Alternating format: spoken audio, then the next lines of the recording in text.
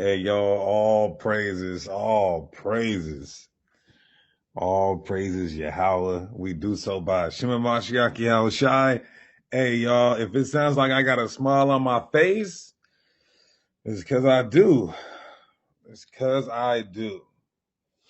And the reason is I just don't care about the folly days no more. I don't care about the folly days. It's been almost 15 years. Let's see. 2008-ish 2008-ish is when I started being unplugged from the matrix and coming into the truth. So 2008-ish, however long that is, goddammit, almost 15 years. I'll be forgetting.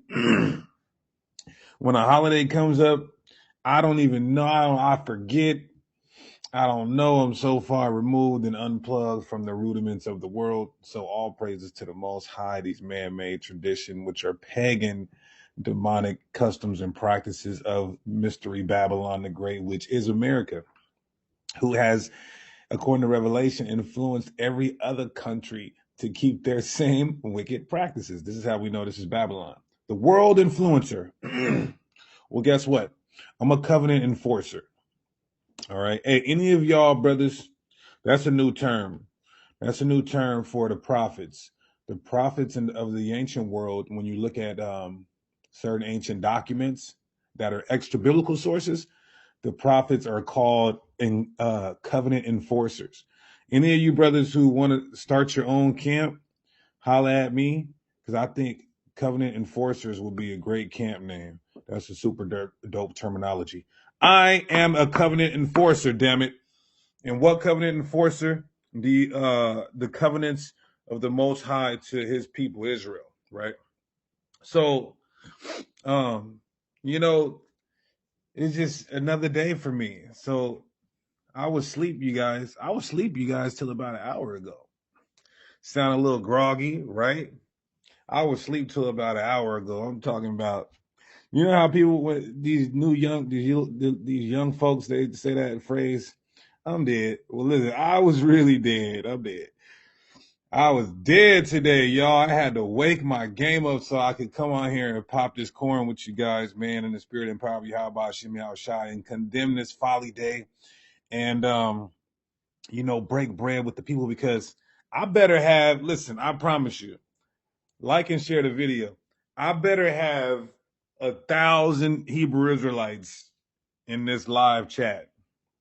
Now, I know when you look in the corner at the YouTube counter gives you half of the accurate number. So right now there's it's 134. So right now there's about 300 people on here.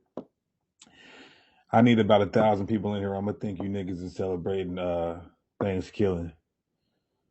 If we don't get some traffic in here, I'm gonna think y'all niggas is celebrating Thankskilling, man. All praises. All praises. For real? Oh. Deleting whole pages? Oh. Okay. So let's do this, y'all. Let's do this. Let's do this.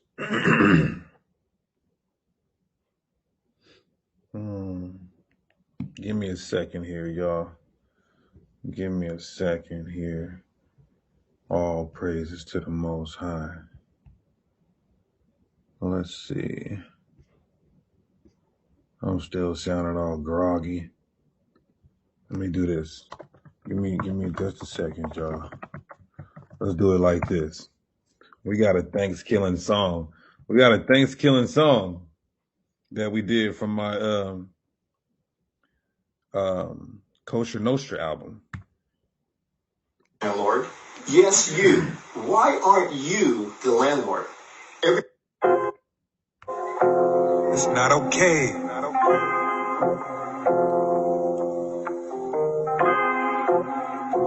It's not okay. It's not okay.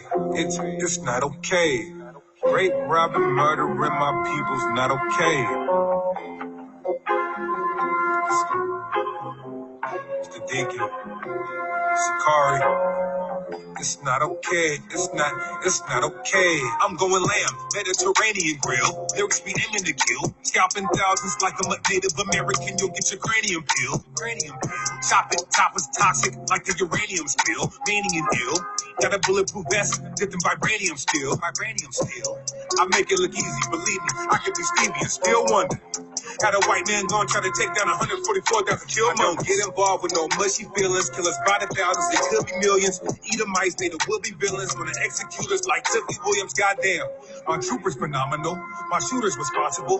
Got it on lock, super Guantanamo. Pork, crab, shrimp, foods are abominable. Losers are comical. Got me feeling like a Martin Luther Geronimo. Learning her history, shooter the chronicles. Books in the Deuter canonical. Sakari Safari, I hang with zealots. Your heart is deceitful, it's tainted, jealous. They shooting at me, but it's stainless pellets. See the real Jews, check the little clues on the ancient relics. Got rape, robbing, murdering my people, it's not okay. Killed 1 million Indians and made a holiday, it's not okay. Why you still in this land, it's not okay. Your forefathers ran out on their tab, you gotta pay, it's not okay. Hey, it's not okay. It's not okay. It's not okay. Rape, robbing, murdering my people, it's not okay. Killed 1 million Indians and made a holiday, it's not okay. Kinda like Ghost Rider skull, raw and cold by the load. You niggas do not have the flow to compete. You just repeat what your Ghost Rider wrote. Your soul done got sold just for some riches and fame, so you can get in the game. We are in 2 different lanes. You niggas is lame, not worthy to mention my name. My vision is plain. I just wanna see Esau afflicting the chains. You reap what you sow. So you best bet that we gon' make sure that you pick every grain. From being a devil, telling all the lies. You done raped, robbed, and murdered all the tribes. Ain't no need to apologize, cause you already marked in your house eyes. In the sky, some birds, some plane. Nah, it's your Howard Shy with 144,000 warriors coming out the sky. Somebody's about to die. Obadiah saying we gon' flame this W for violence against us. Shapes will cover you. The roles will reverse, we gon' Jacob's trouble. Hold this L while we take this W. I'm a power maniac and I hang with arsonists. I be feeling myself, but I ain't a narcissist. Ever since the Edomites came to Arsarif, they done started shit. Now they offspring gotta pay for all they sins. Ooh-wee. When I tell you in Christ, ooh-wee. I'm telling you, y'all, sometimes, look, man, if you're an aspiring Hebrew Israelite rapper, you gotta get with the deacon, If you're man. trying to make real money online, you need to stop with Amazon. What a time. What type of timing was that? If you're an aspiring Hebrew Israelite rapper or singer, you gotta get with the deacon, man. I mean, you don't have to, but you can use me as an elevator. You can use me as an elevator to take your talent to the next level.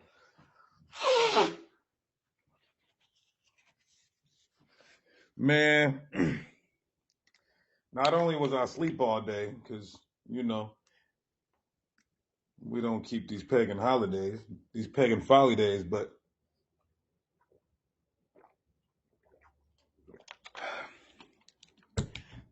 a lot of the holidays, and I'm not even saying this to brag or boast, because the scriptures say, don't let people know when you're fasting. But a lot of folly days, pagan holidays, brothers and sisters should be fasting anyway. I'm just being real. A lot of these, all of them really, you should be fasting as a way of protesting on these folly days. You know what I'm saying? My dear beloved brothers and sisters. Come on now. Not a Jack in the Crack.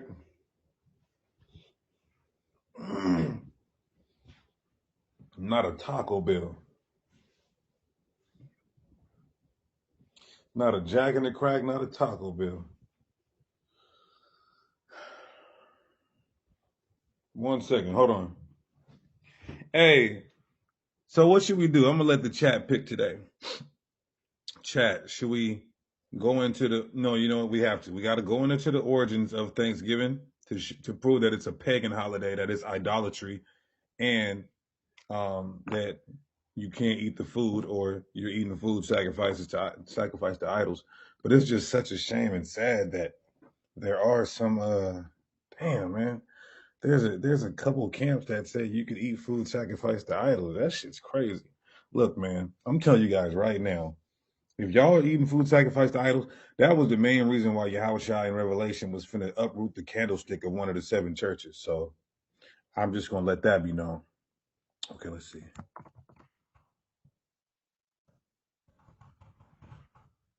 And then after that, I'm gonna open it up for questions, comment, and smoke. If any of you guys want to catch these theological hands, you know how we do it over here. Hey, I got a message from a sister. Matter of fact, let me turn it down just a little bit. Let me turn it down a little bit, because I got a message from a sister the other day, and she said, "Deacon, sometimes you come off as kind of rude." And I said, "Oh, really?"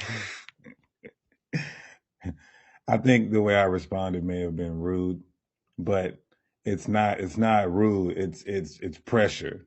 All right. It's pressure. I mean, it's not I'm not bullying. I'm not egotistic. How many times I told you guys that I don't know if I'm of the elect or not? God damn it. Sojourner at the water, brother. Y'all about some shit for the super chat donation. But it's pressure. Don't take pressure for conceit, for ego. I just got to come with pressure. And the reason why is because I'm dealing with Hebrew Israelites. The Bible said that their foreheads are. Hold on. Let's just get the Bible so I can show you guys why I got to come with pressure. You think I'm going to talk to a Hebrew Israelite? Hey, brother, brother, I know you're a Crip and that your rivals are Bloods and they killed your homies, but you have to I know you're selling crack to black pregnant women, but I think you should probably not do that anymore and pick up a job at Amazon with Bezos. My niggas ain't gonna respond to that shit. Neither is my sisters who are out here lost in the sauce. They're not gonna respond to that. Why? Because let me show you. Let me see. Okay. Here we go. Watch this. So let me share my screen real quick.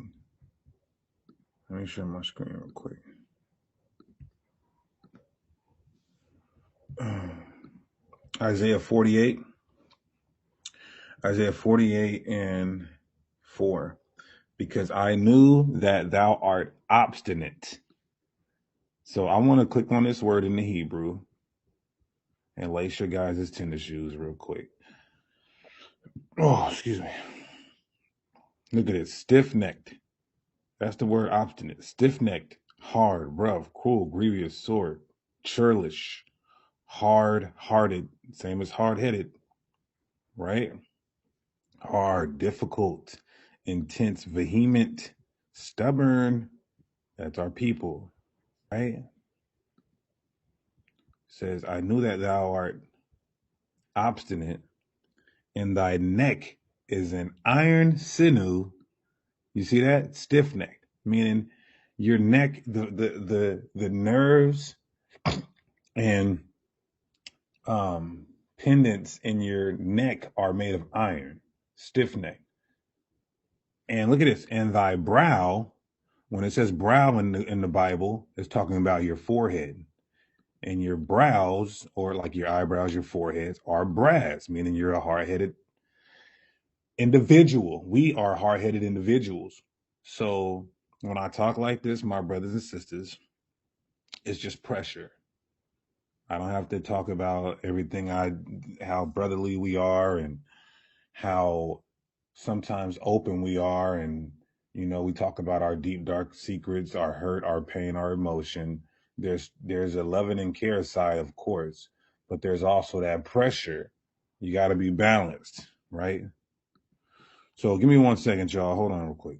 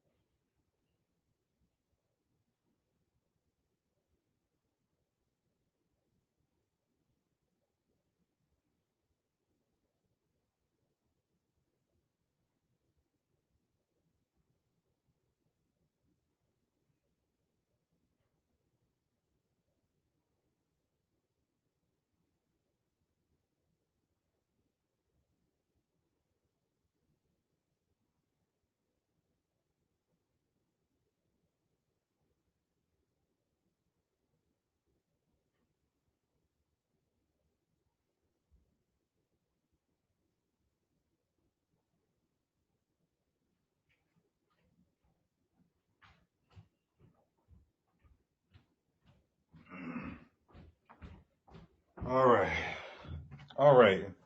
Let's do this, y'all. Y'all want to know how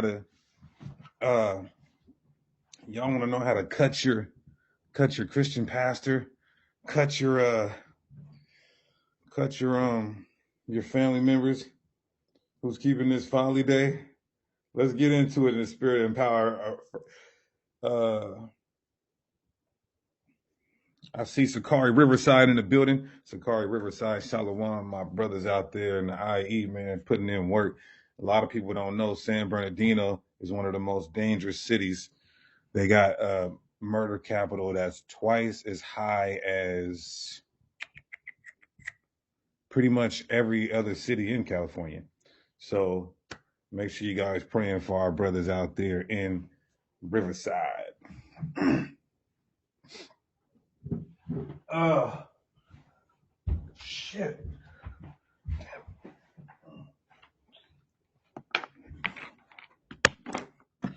Let me just plug this computer in real quick. Whew.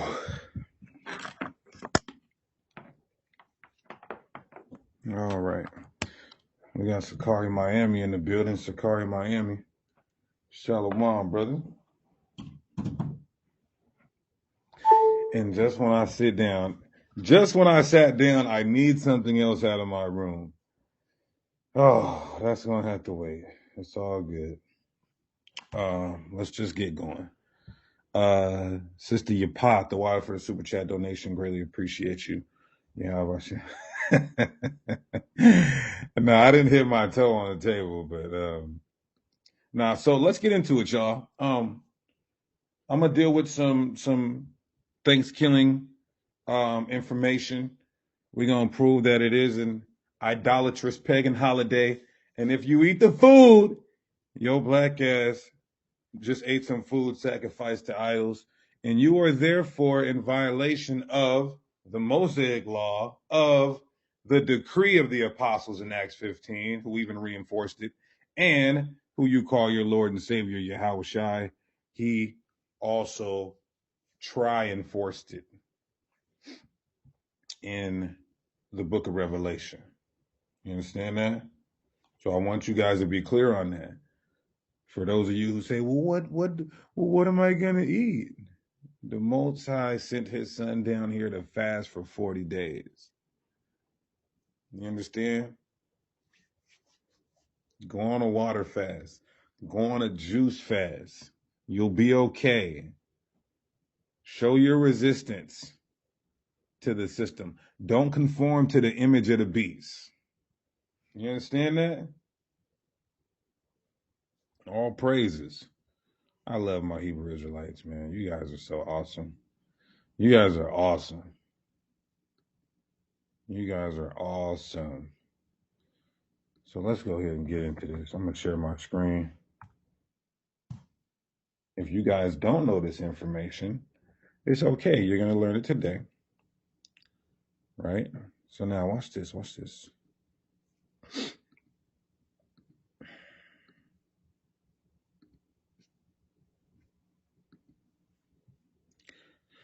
All right. I would show my screen, y'all. I would show my... somebody said, or just cook a damn meal. Right. Well, our lunar Sabbath, because we keep the lunar Sabbath, because we believe our forefathers kept the lunar Sabbath, it changes each moon cycle. So from last night to sundown right now is our Sabbath. So it's rapidly approaching its end. You know, cook something. If the grocery stores are closed, keep fasting. So look at this, right? Cornucopia Thanksgiving. Cornucopia Thanksgiving, right? If you don't know, this is the symbol for Thanksgiving. The horn with the harvest. The horn with the harvest. That is the symbol for Thanksgiving. And cornucopia, this Greek deity, right? Let's just type it in. What is cornucopia? What is cornucopia? All right. right, here we go. This should be good. All right. So dealing with cornucopia. Look what it says. All of those spring to mind during Thanksgiving, meaning turkeys and football games and family. You might even find many of them on Thanksgiving decorations. There's one thing you'll also find on many Thanksgiving decorations: a basket full of seasonal fruit and vegetables. What are we talking about? The cornucopia, of course. A goat. Look at this. A goat's horn filled with grain and flowers and fruit symbolizing prosperity. Now, you might say, well, wait a second. I thought that um, it was to commemorate the genocide of the Native American Indians. Yes, you're correct. So let me try to explain this in layman's terms. To explain this in layman's terms, the pilgrims who came over here and used deceit and trickery and guile to overthrow our dear beloved Native American brothers, the Northern Kingdom, they were already keeping the pagan practices of Greek mythology, Greek goddesses, so on and so forth, right? So when they came over here and they committed that genocide and they celebrated the day, and they called it Thanksgiving or cornucopia, right? Because they were already keeping this pagan practice. In their mind, the Greek god had allowed them to overthrow the North American Indians, the so-called North American Indians. Therefore, they attributed the genocide to the god of cornucopia and try to make it Thanksgiving as in a attempt to cover up the travesty and atrocities committed on our people, right? So um, don't ever conflate that or get that confused or misconstrued, because they were already keeping these pagan customs. They brought it over here, attributed it to their deities, the success, just like we do. When the Israelites take down a nation, we attribute their success to our deity, Yahweh. It's the same, right? That's a cultural concept. The cornucopia, let's continue. The cornucopia is typically a hollow horn shaped wicker basket filled with the various seasonal fruits and vegetables. Though most Americans associate the cornucopia with Thanksgiving holiday, it was around long before Columbus sailed to America. Excuse me, this is true. This is true, which is why we're going to read about it. In fact, the cornucopia dates all the way back to 5th BC. 5 BC, right? So that's probably right around the time Christ was born, actually, right? Right around the time Christ was born. All right. And it says it even shows up in Greek mythology. Now, when you deal with Greek mythology, we kind of just bouncing around in the spirit right now for you up and coming scholars in the building right now. We kind of just bouncing around in the spirit, right? When you deal with Greek mythology, let me give you a little bit of game. Certain gods or goddesses in Greek mythology were not worshipped. Let me say that again. Certain gods or goddesses in Greek mythology were not worshipped. So some were just read about in the literature. But some of these gods within the literature of the mythology, they actually erected idols and statues and worshiped them. Everybody get what I'm saying? I don't want to move forward until you guys get what I'm saying. In Greek mythology, some of their gods and goddesses just stayed within the literature. And then some of their Greeks and goddesses from within the literature, they actually erected temples, statues, and idols and worshiped them. Malak Yahweh, the water brother Yahweh Bashim Shabakatah. I want you guys to get that clear first. because you might try to say somebody's committing idolatry, and the Greeks didn't even worship that deity. Idolatry is the worship of a deity. And then you have to have the blueprint in which way this culture worshiped that deity.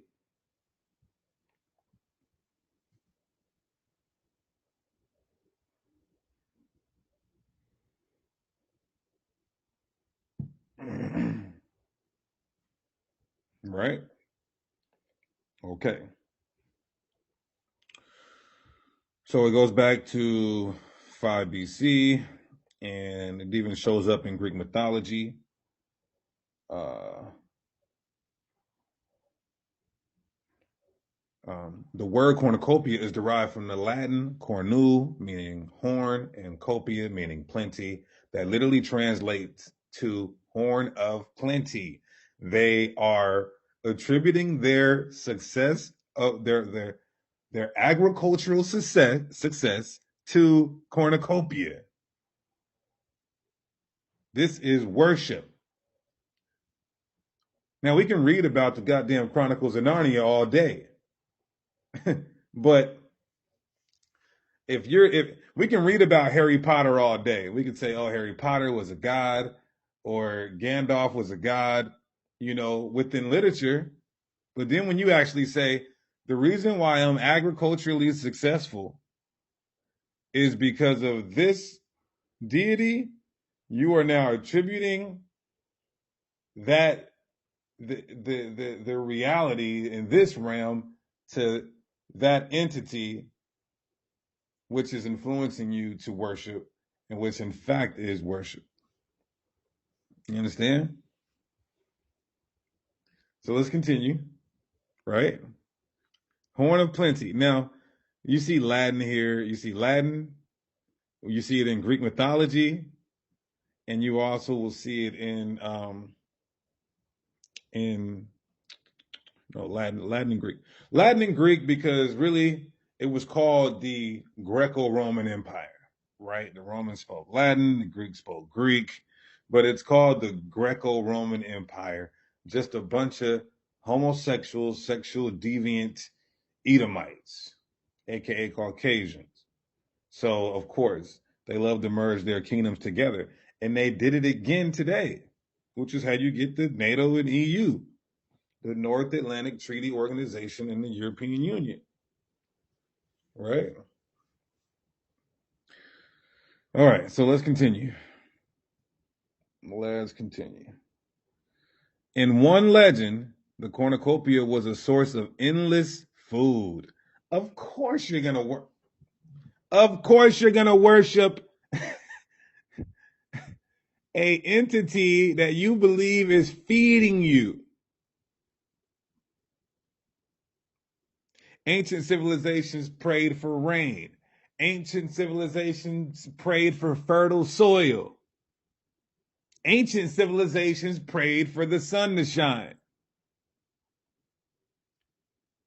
Ancient civilizations prayed for food. And if there's a famine in the land, then they also attributed that to a deity.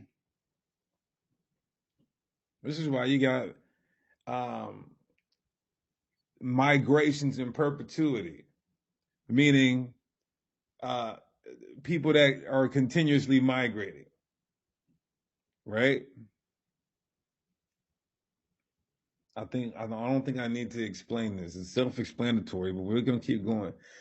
Endless food and drink, refilling itself with whatever its owner requested. Imagine that you could order it, blah blah blah blah, whatever.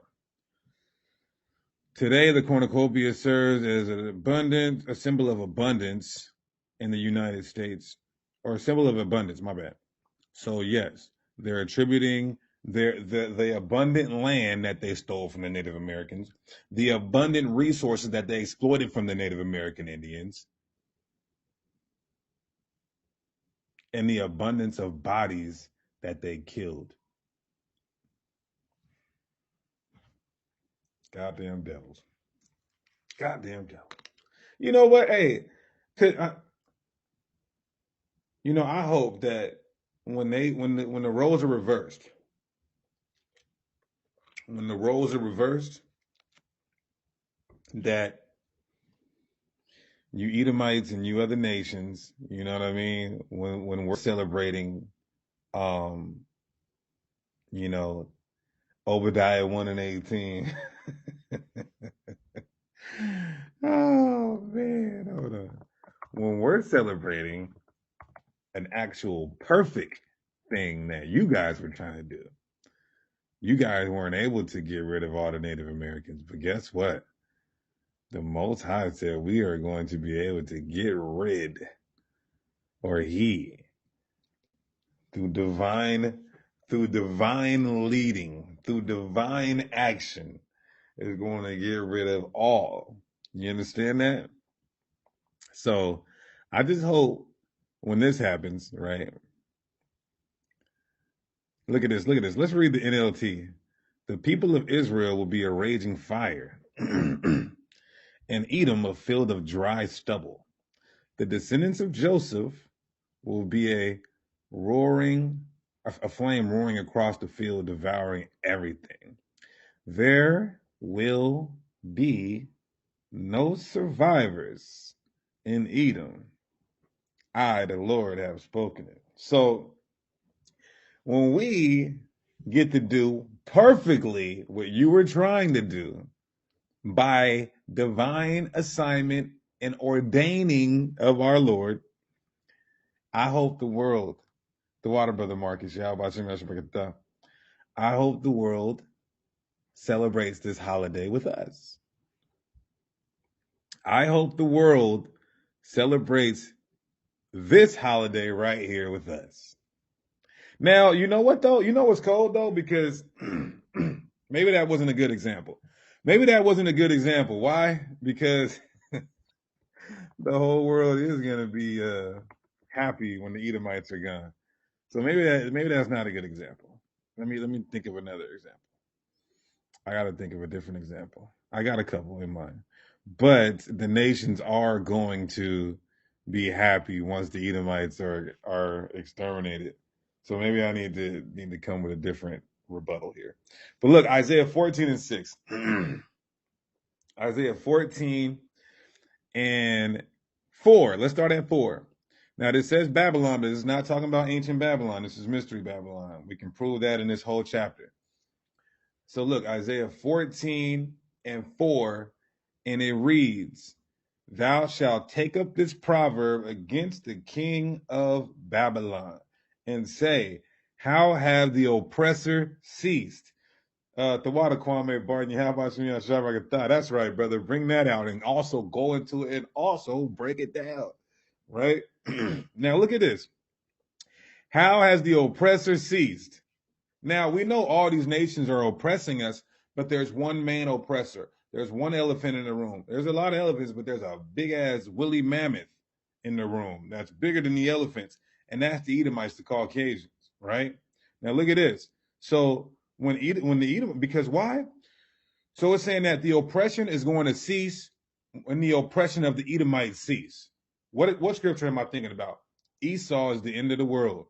Esau is the end of the world, and Jacob is the beginning of it that followeth. So, yes, all these nations are oppressing us, but the white man is oppressing us more so than any other nation, right? They're the Most High's main enemy. Psalms 83, they're the border of wickedness. They're the wicked of the earth. They're the spoiled. They're the ones who are cursed. That's Isaiah 34.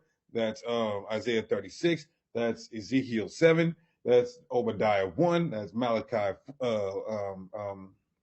1 as well, where it speaks about the characteristics of the Edomites, right? So when the oppression ceases of the white man, the oppression ceases of all the Israelites. Why? Because he's taking down them first, and that is the end. Esau being the end of the world, right?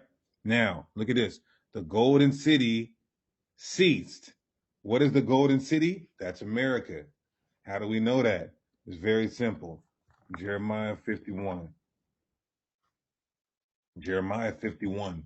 Now, the Lord did cause America to rise to prominence and dominance only to take it down. He rules in the kingdom of men. It's his prerogative and providence. So look at this. Jeremiah 51:7. Babylon has been a golden cup. Hold on a second. So we see the golden city in Isaiah 14:4, and we see the golden cup, right, in the Lord's hand that made all the earth drunken. Got these gooks celebrating Thanksgiving. Got these towel-head Sikhs celebrating Thanksgiving. Got the Arabs celebrating Thanksgiving. Got these Squid Games celebrating Thanksgiving over there in Hong Kong. You see, he made all the earth drunken. Everybody's not doing what Hong Kong is doing. Everybody's not doing what South Africa is doing. Everybody's not doing what Saudi Arabia is doing. Everybody's not doing what the East Indians are doing. Everybody's not doing what the Czechoslovakians are doing. Everybody's trying to do what North America is doing, whether it be the Israelites here or the Edomites here. Everybody is conforming to that because it's the golden city. That's why I say you cannot get around celebrating these pagan holidays. You're conforming to the image of the beast, and there's a penalty that comes with conforming to the image of the beast. That's Revelation 13, right? So look what it says. Babylon has been a golden cup in the Lord's hand, and that made all the earth drunken with their philosophy and false democracy. The nations have drunken up her wine, therefore the nations are mad, right? So that's the golden cup. So it says, how has the golden city ceased, right? Let's go back to Isaiah 14:4, because the whole thing is once the Edomites are done away, oh man, we got Hashad in here. We got Hashad in here. Right, the golden city ceased, right? So I'm only bringing this out because when we do a freestyle lesson like this, I didn't have any like curriculum for this lesson. We're everywhere, but the point is, when the white man is done, all the nations are going to rejoice, right? Verse 5: the Lord have broken the staff of the wicked and the scepter of the rulers.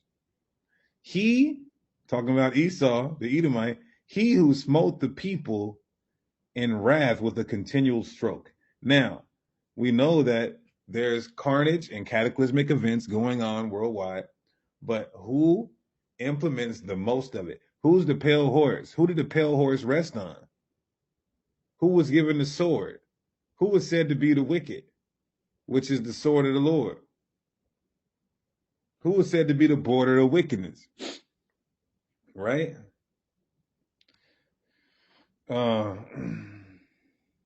So let's continue. He that ruled the nations in anger is persecuted and none hindereth. Meaning what? You remember on for you grown and sexy, for the grown and sexy, right? This is only for the grown and sexy. On brothers and sisters. On Training Day, on the movie Training Day, when they was taking Alonzo out, the white boy was about to kill Alonzo, and he wanted the Bloods from the jungles to help him. And they was like, you got to handle your own around here. See, that's the thing. None of these nations are going to come to Esau's aid when all of this is said and done, when the final trumpet is sounded. None of these nations are going to help the Edomite. None of these nations are going to help Babylon. It ain't going to happen. It says, and none hinder it, right? Now look at this. The whole earth is at rest. Wow. So when I said earlier that, we want all the nations to not have a problem when we're celebrating Obadiah 1:18 as a high holy day in the kingdom, right? Well, they will be celebrating it because the wicked of the earth will be gone. So it says, when the Edomites are gone, the whole earth is at rest, right? And it says, and it's quiet. No more war. No more damn genetically modified chicken nuggets and McRibs, Big Mac sauces, GMO lettuce wraps, and seedless damn bell peppers, right? No more broke back mountain videos or movies, no more little Nas X's. The whole earth is at rest and is quiet, right? They, look at this, they break forth into singing. So, when we deal with Obadiah 1 and 18, when this happens, yeah, the other nations are going to break forth into singing, right?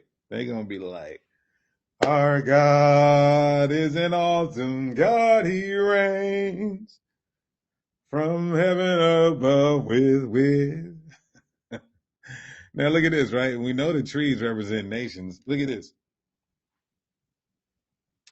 Yea, the fir trees rejoice at thee. So well, if we deal with this in duality, if we deal with this verse in duality, actual trees will be clapping their hands to God when the white man is done. Why? Because they, excuse me, let's see.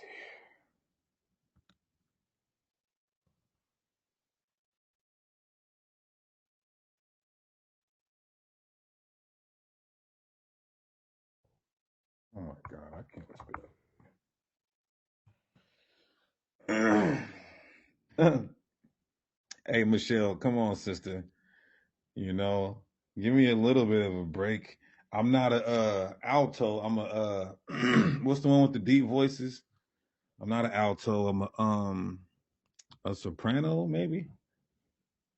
I used to be in Hezekiah's Mississippi Mass Choir when I was a kid.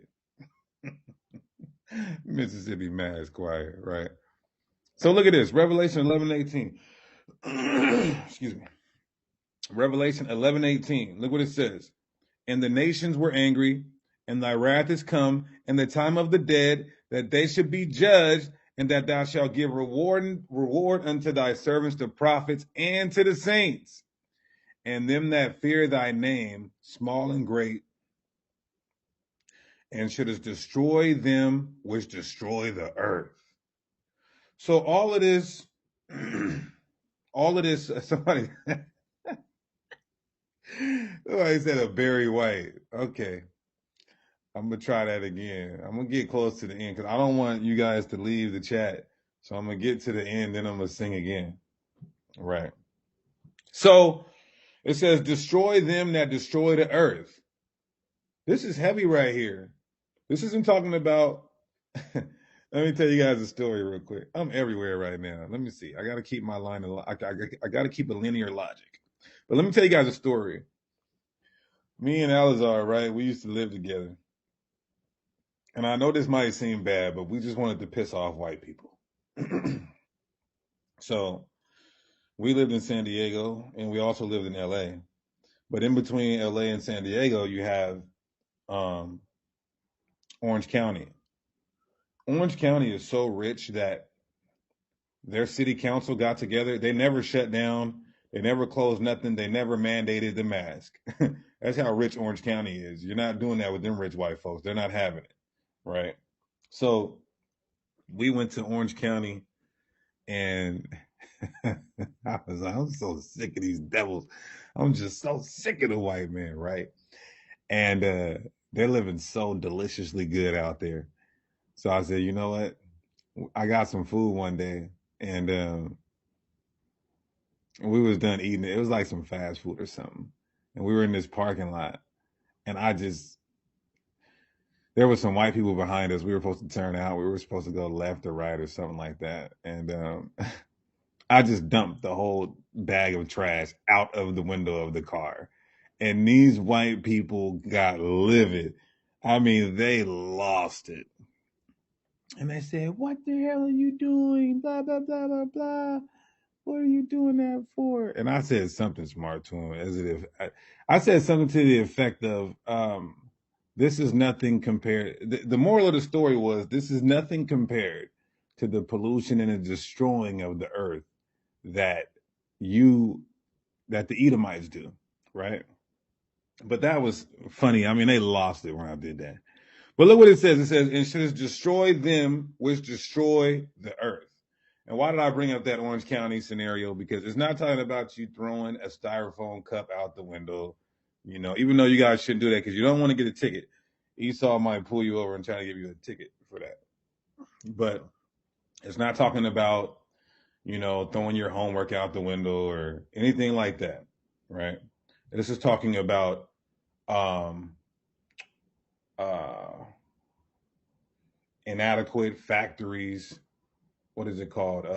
Greenhouse pollutions, polluting the water. There's black holes in the sea. Um, the holes that you guys say you're putting in the ozone layer, your GMO foods, your lead in the soil, your lead in the water that's getting in the soil of the earth, the concrete that you're laying on the earth, all of these rockets and nuclear bombs that you guys test in remote locations, and even you implode them in the water, explode them in the water. That's the type of destroying of the earth that the white man is doing, along with other nations, though, but mainly the white man is spearheading that. Yeah, the chemtrails in the air. I never been to China. I never been to Russia. I never been to East India. I don't know if there's chemtrails over there. But I tell you what, when I come out my house here, I see chemtrails in the air all damn day, right? So it says, destroy him that destroyeth the earth, right? So when we go back to Isaiah 14:4, and you see these 14:8, and you see these trees clapping their hands, when you see these trees rejoicing, that's twofold. The trees represent nations, and we already know the nations are rejoicing right here in verse 7. So the trees represent nations, but the trees also can be literal trees. They're even going to rejoice. Nature itself is going to rejoice when you're not cutting them down to make money, when you're not cutting them down to make whatever the hell you're destroying whole forests. I mean, the white man is so insatiable, right? But bringing it back to, fluoride, even fluoride in your damn toothpaste, fracking the earth, right? Bring it out, brothers. So finishing this here so we can get back to Thankskilling. It says, yea, the fir trees rejoice at thee, and the cedars of Lebanon, saying, since thou art laid down, no feller has come against us. See that? You guys want to talk about all you niggas who think you're so gangster, your GD, let the GDs in the dough, or whatever that is. Your Crips, your Bloods, your Vice Lords, your Northays and Sorays, right? Talk about who you done laid down.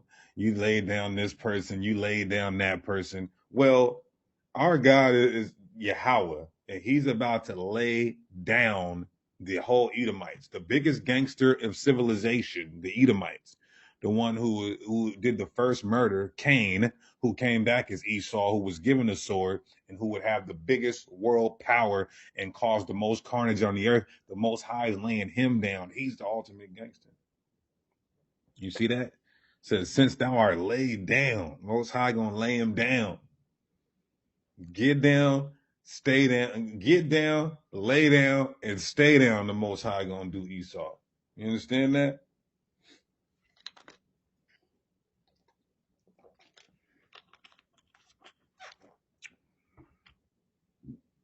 So this is a heavy prophecy right here, because the nations are gonna be like, all praises, the white man is finito. And then even even nature is gonna say, all praises, the white man is finito. Excuse me, guys. Forgive me, please.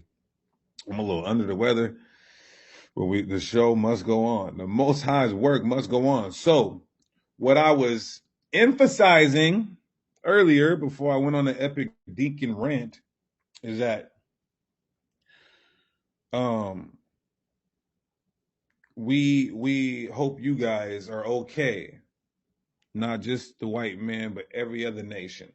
When we want to celebrate high holy days or make certain days, extol them or hallow them, days such as 1804 in Haiti. Hold on, let me finish this real quick. I'm getting off point. Let's go back to cornucopia. If you're just now coming in, Thankskilling, also known as Thanksgiving, is a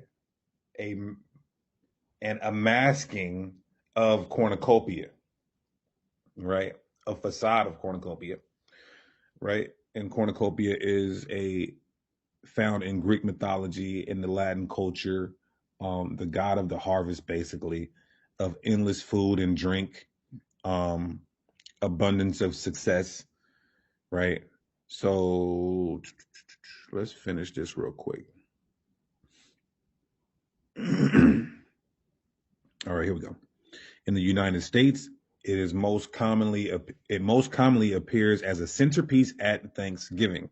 Some historians suspect the cornucopia's place at the Thanksgiving table was borrowed from the European harvest festivals. We don't care. We understand that America calls it Christmas. Um, Ancient Babylon calls it the celebration of Nimrod, the worship of Nimrod. Um, Even with Easter, in Babylon, it's called different. In ancient Sumeria, it's called something different. In America, it's called Easter. So we understand that these cultures may put a different name on it, but it's the same damn thing. Judah, Israel, the water brother, Yahweh, Shemshah, right? So look what it says. Um, so they brought it from the European harvest, which is why I told you guys when the Pilgrims came over here, they were celebrating cornucopia. They already were in the custom and practice of celebrating cornucopia as their pagan folly days, right? Where farmers celebrated by filling the goat's horn with grain of fruit. So you got the European harvest, you got cornucopia, you got things. It's all the same. Think the cornucopia in the place of the table. Think again. Cornucopia appears on the state flag of Idaho and the coats of arms of Panama, Colombia, Peru, and Venezuela as a symbol of prosperity. Right. I gotta fact check that, but you guys get the gist, right? So when we understand that Thanksgiving is directly tied to cornucopia or the European harvest, is dealing with idol worship, um, heathen deities that they attribute their agricultural success to. Why in the hell would Israelites, and also they, so you might say, okay, they choose this day to celebrate the genocide. Yes, that's true. But they attributed the conquering and the slaughtering of the Native American Indians to cornucopia. So it all ties in. It's all the same. You're celebrating genocide. You're celebrating cornucopia for giving you their land, their resources, their agriculture, and their heads on a platter. So it's all the same, right? And then they make a feast out of the day. They make a feast out of the day. So now you are eating food sacrificed to idols. Now, I don't want to pull my notes up because I'm going off the top of the head here. So let's just flow in the spirit and uh, get these couple precepts real quick. So you can tell your mom and dad if they love Jesus Christ like they say they do, why are they celebrating genocide for one? Why are they celebrating a Greek god in mythology and the European harvest for two? Excuse me. And then eating the food on that day, the feast, they're eating food sacrificed to idols. How many violations are these Christians breaking today? How many violations are these Christians breaking today? Huh? Christianity is a joke either way. Now look at this. Acts 15. Now look at Christians are going to say, man, we could eat food sacrificed to idols. It don't matter. Well, you think God cares about that? Well, let's go into it's in the law. We can find it in Exodus and Numbers. But let's go to the New Testament because Christians hate the Old Testament. Even though it's the word of God in there, they hate the word of God.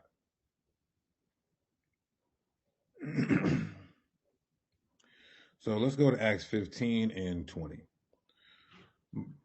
But that we write unto them that they abstain from pollution of idols,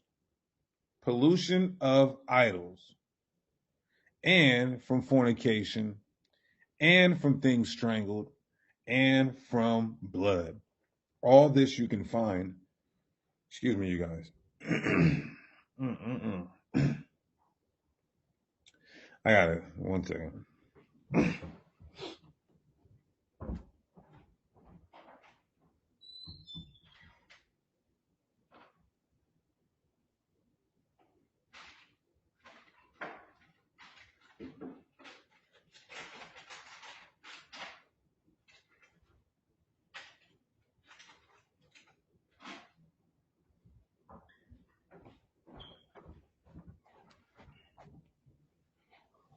All right. Whew. It's getting tough. It's getting tough, y'all. I gotta eat a haul. I'm breaking my fast with a haul. Plus, the sun almost down over here. But I need it. It's getting hard out here for the deek.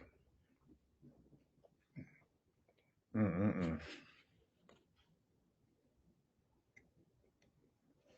All right. Real quick, before we go on, I want to correct you guys on something real quick. In all love, I want to correct you guys on this. When it says he hates those feast days, that is not talking about Christmas. I remember when I first was coming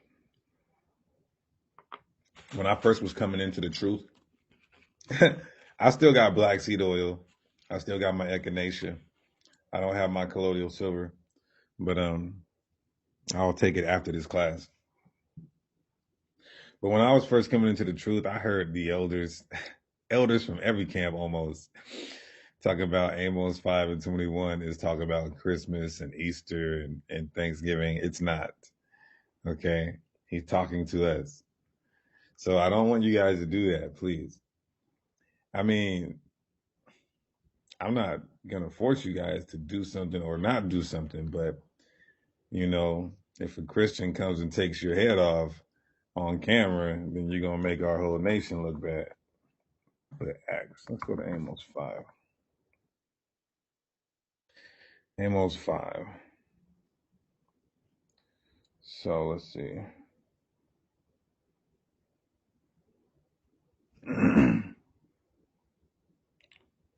Hold on 1 second, y'all. 1 second.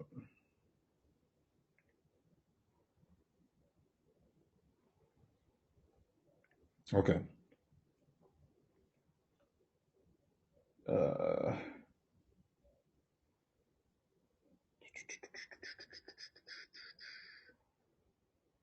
right. So let's just get some edification on this real quick, right? Let's see. Amos 5:21, I think everybody goes to. Now look at this, y'all. Let's start at, okay. Woe unto you that desire the day of the Lord and the vineyards. So this is clearly talking about us. Wailing shall be in all the streets. Let's get more context. Here. Well, let's just start at verse 1. Hear ye this word which I take up against you, even a lamentation, O house of Israel. So please, brothers and sisters, we don't have to lie on the Bible, whether intentionally or unintentionally. There's other places to go to and ways to cut pagan holidays without Acts chapter 5, because this is talking about us. You understand that? This is all talking about us, the house of Israel here, house of Israel here, some of our cities here, telling us to seek the Lord. Wormwood, meaning slavery. He talks about some of the constellations here. So just in context, y'all, I don't want to spend too much time on this. I despise your feast days. I will not smell in your solemn assemblies. Meaning what? When we're wicked, he doesn't care if we're trying to, he doesn't care if an adulterous murderer celebrates Passover. I mean, you might as well not even celebrate it. That's what this is talking about. Our hearts aren't even right and we're wicked. So at this point in Amos 5:21, he's saying that he doesn't even care if we keep the feast days at that point, right? So verse 22, look, though you offer me burnt offerings and meat offerings, I will not accept them, neither will I regard the peace offering for your fat beasts. So this is talking about us being wicked and still trying to keep our high holy days. It just don't make no sense, right? So we don't have to go there to prove it. We got other places in which we dealt with the history of Thankskilling, going back to cornucopia, the Greek idolatry, right? And then eating the food to that idol is eating food sacrificed to idols, right? So that's Acts 15 and 20. Here we go, 29, Salakia. That ye abstain from meats offered to idols. So anyone telling you that you could eat food sacrificed to idols, idol, it's just a sad thing, man. We're going to be in captivity for a lot longer if we can't just do plainly what the word tells us not to do, right? So, and from blood, and from things strangled, and from fornication, from which if you keep yourselves, you shall do well, fare you well, right? So, eating the Thanksgiving dinner is off. It's against the Mosaic law. It's against the decree of the apostles. And we can go to Revelation 2. Some of y'all say Jesus is your Lord and Savior. I can't tell. Not if you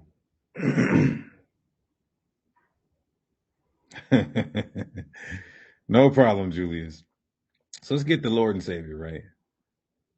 Let's get our Lord and Savior.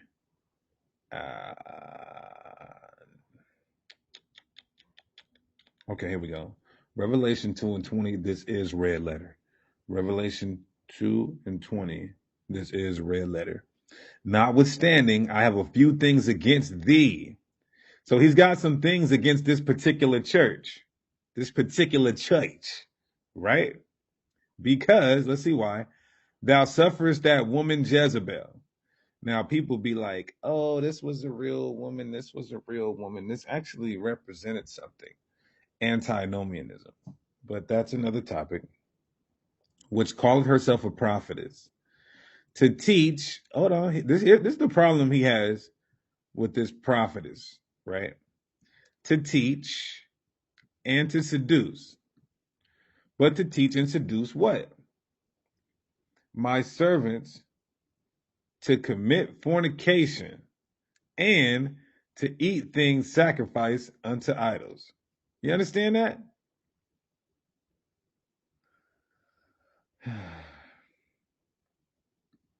So this church is in jeopardy of getting its candlestick removed because it's teaching to commit fornication, well, it can't be spiritual because that fornication is literal, any unlawful sex act. Now, this is spiritual fornication. When you eat food sacrificed to idols, that you marrying that idol, that is spiritual fornication against Yahweh. You understand that? Right? So we can't be eating the food, man. Don't eat it prior to Thanksgiving. Don't eat it on the day of Thanksgiving. Don't eat it after Thanksgiving. Don't eat it a week later. I know some of you niggas be having leftovers in your food for 10 days and wonder why you got all kind of tapeworms in your stomach, asking the deacon for a remedy. Although I'm not a complete herbalist, I do know a lot about herbs. But I'll tell you one thing. Stop eating the food that been in the refrigerator for 10 goddamn days, brother. You understand? So when we go back to the other concept of celebrating Thanksgiving, celebrating the genocide, right? And you celebrate the genocide of it. We want to ask people, which I asked, let me show you guys a video. This video is on Patreon. It should be coming out soon. It should be coming out soon on YouTube, but we're so backed up on YouTube, and a lot of controversial stuff will not go on YouTube because YouTube already took down many of our channels. So you're going to have to go to Patreon to get these videos early, being that we're backed up, or they won't see the light of day on YouTube at all. So where is this video at? And it was really good. It was really good. This was my first year in the truth that I actually took this angle of asking white people, will they celebrate Nat Turner Day with us? The celebration of him slaughtering almost 100 Edomites. And it was some funny ass responses. So I think I'm going to take that angle from now on. I mean, Lord willing, we don't have to be here through another Thanksgiving. This may be silly, but when it says, woe to those who long for the day of the Lord, should we not want the day of the Lord to come? Should we not say, I can't wait till Yahushua? When you read it in context, he's saying, woe unto you that desire the day of the Lord. Like basically a Hebrew Israelite nigga who is robbing everybody's money. Let's say a Hebrew Israelite who's selling fringes and everybody bought a shirt from him and they haven't, he sold 200 shirts and didn't send any of them out and just said, I'm dipping on the community. Hey, I know some brothers who did that. Listen, be careful. Every brother's not a brother. Every sister's not a sister. But the point is to a wicked Israelite, he shouldn't desire the day of the Lord. Now, if he has his stuff together, then he or she should desire the day of the Lord. So let me play a little bit of this clip. This is on my Patreon right now. And it should be on YouTube. I don't know when. I probably should have put it out on Thankskilling, but whatever, it's fine. Maybe I'll put it out next week. Let me share my screen.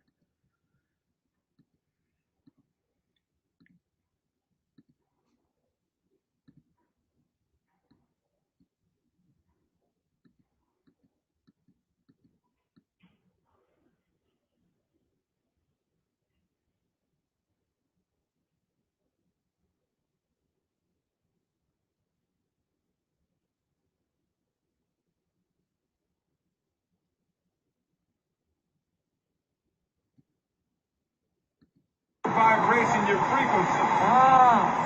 Are you celebrating Thanksgiving? You celebrate Thanksgiving, huh? So you know what? I asked the white woman if she celebrates Thanksgiving. Of course she does. Right? And it's her birthday. So you get to celebrate that satanic birthday, which birthdays go back to satanicness. And then you get to celebrate the pagan idolatrous holiday. What the? Fathers, I celebrate the traditions of my forefathers. So I said, you celebrate the tradition of your forefathers, but I celebrate the tradition of my forefathers. You want to know what holiday my forefathers celebrate? So I said, you want to know what holiday my forefathers celebrate? It's called the Southampton Insurrection in the early 1800s when a black slave named Nat Turner killed almost 100 white people. That's right. Y'all can't tell me she looked like the female version of Oswald Cobblepot. Would you like to join us in keeping that holiday? Yes. Okay, well that's good. So you'll celebrate the destruction of the white race, what you're saying. So read. You see that? So she had to walk away. I said, so you want to celebrate the destruction of the Edomite race? And she got quiet. She had to walk away. Well, that's what you're doing on Thanksgiving. So we just want you guys to have that same energy. We want you guys to have that same energy when we're celebrating Nat Turner Day. Let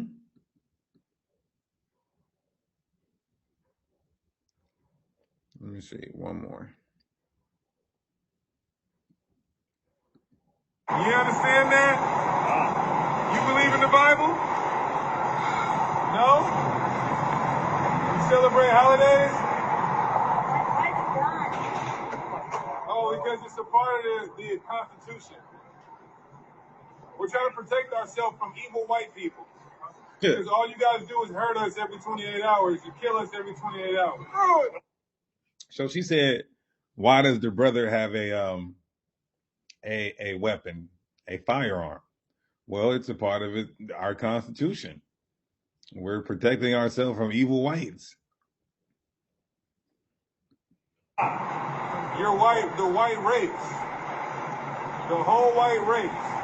You guys are all to blame for the evil and wickedness in this country and worldwide. That's right. You can't tell me I'm lying about that. What nation of people is more evil than white people? Think about it. Who has caused more carnage, rape, rob, and murder in the whole earth? I understand racism. She said, I understand racism. No, you don't. How can you understand it if you never experienced it? I can't. I'm white. Okay, then don't say you understand it. What you can do is reprimand it. You're saying you understand it? I'm like, well, yeah, I do. You can't.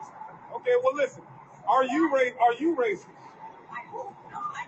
You hope not. Do you celebrate Thanksgiving? Wait. Oh, so you celebrate Thanksgiving?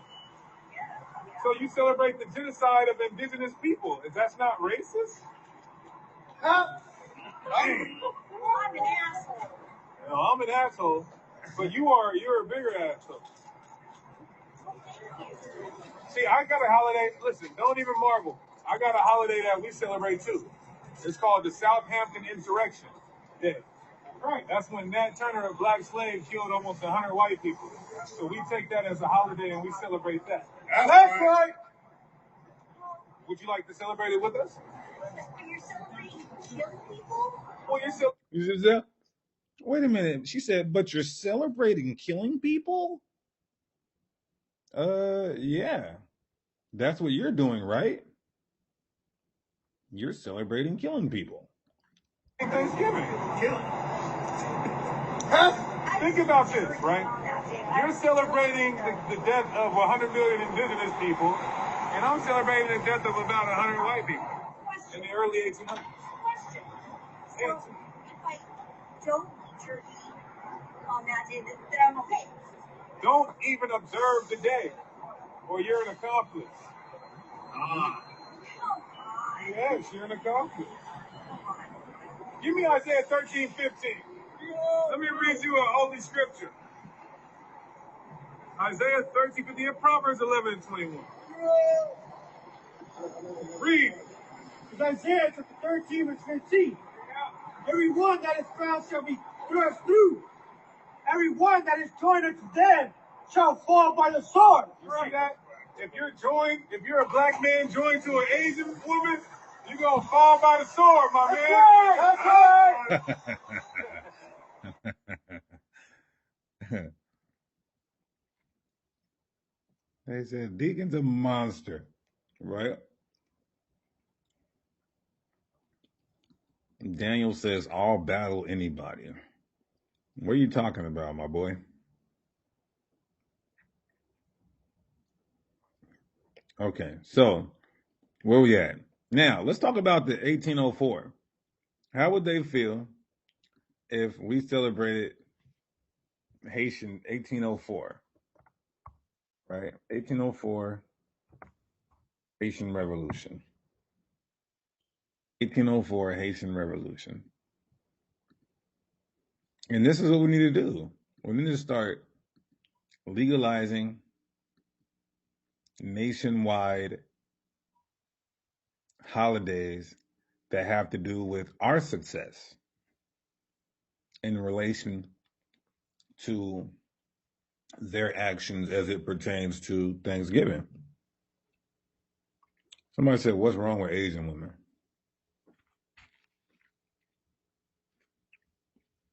What's wrong with Asian women? Ask yourself that question.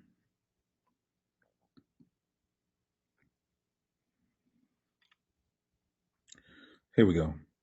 The Haitian Revolution has often been described as the largest and most successful slave rebellion.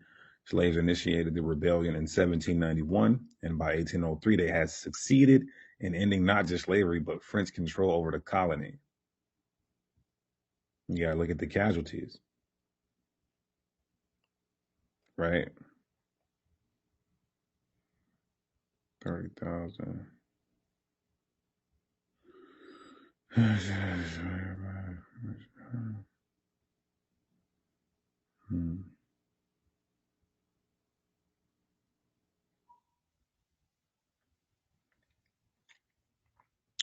before the fighting ended, 100,000 of the 50,000 of the 100,000 of 500,000 blacks and 24,000 of the 40,000 whites were killed. Great statistics. Great statistics, right? Well, what about Purim? See what these people don't know. Purim is us celebrating the victory over our people. But see, it's still not celebrating. See, we can't come close to the wickedness of the Edomites. We can't come close to it. Because right here, we got a victory and a lot of people got killed, but we just were trying to get out of slavery.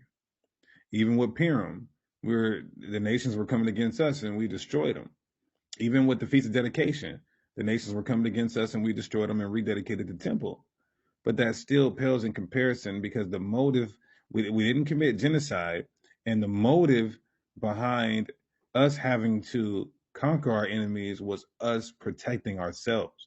The white man, he wasn't protecting himself. He came to this land he had no business being in and committed genocide on them. So even if we tried to come close to an example of what they did on Thanksgiving with the Pilgrims, that pales in comparison. Right? It's straight pure madness. So look, this is what I'm gonna do right now. Let me see what I got real quick. Okay. So right now I'm gonna open it up. Everybody stand up, shake your legs off. Let's open it up for questions, comments, and smoke. Let's open it up for questions, comments, and the smoke. Right? Let's play my Thanksgiving cut, my Thankskilling cut. Your future powered by cryptocurrency. Meet the tax-free way to invest in crypto.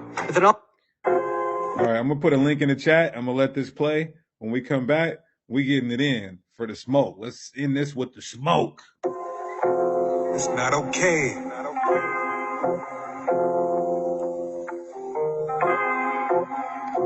It's not okay. It's not okay. It's not okay. Rape, robbing, murdering my people's not okay. The deacon, Sakari. It's not okay. It's not okay. I'm going lamb, Mediterranean grill. Lyrics be aiming to kill. Scalping thousands like I'm a Native American. You'll get your cranium peeled. Chopping toppers toxic like the uranium spill. Meaning and ill. Got a bulletproof vest, dipped in vibranium steel. I make it look easy, believe me. I could be Stevie and still wonder. Had a white man gonna try to take down 144,000 kill. Don't get involved with no mushy feelings. Kill us by the thousands, it could be millions. Edomites, they will be villains. When the executors like Tiffany Williams, goddamn. My troopers phenomenal, my shooters responsible. Got it on lock, super Guantanamo. Pork, crab, shrimp, foods are abominable. Losers are comical. Got me feeling like I'm Martin Luther Geronimo. Learning her history, shooter the chronicles. Books in the Deuter canonical. Sakari Safari, I hang with zealots. Your heart is deceitful, it's tainted jealous. They shooting at me, but it's stainless pellets. We the real Jews, take the little clues on the ancient relics. God, rape, robbing, murdering my people, it's not okay. Killed 1 million Indians and made a holiday, it's not okay. Why you still in this land, it's not okay. Your forefathers ran out on their tab, you gotta pay, it's not okay. Hey, it's not okay. It's not okay. It's not okay. Rape, robbing, murdering my people, it's not okay. Killed 1 million Indians and made a holiday, it's not okay. Kinda like Ghost Rider skull, raw and cold by the load. You niggas do not have the flow to compete. You just repeat what your Ghost Rider wrote. Your soul done got sold just for some riches and fame, so you can get in the game. We are in 2 different lanes. You niggas is lame, not worthy to mention my name. My vision is plain. I just wanna see Esau afflict in exchange, you reap what you sow. So you best bet that we gon' make sure that you pick every grain. From being a devil, telling all the lies. You the rape, robbed, and murdered all the tribes. Ain't no need to apologize, cause you already marked in your house eyes. Up in the sky, some birds are playing. Nah, it's your house shot with 144,000 warriors coming out the sky. Somebody's about to die. Hope it dies, saying we gon' flame and stubble you. For violence against us, shapes will cover you. The roles gon' reverse, we gon' Jacob's trouble. Hold this L while we take this double. I'm a power maniac and I hang with arsonists. I be feeling myself, but I ain't a narcissist. Ever since the Edomites came to Ars, so if they didn't start this shit, now they offspring gotta pay for all they sins. The Real World Los Angeles cast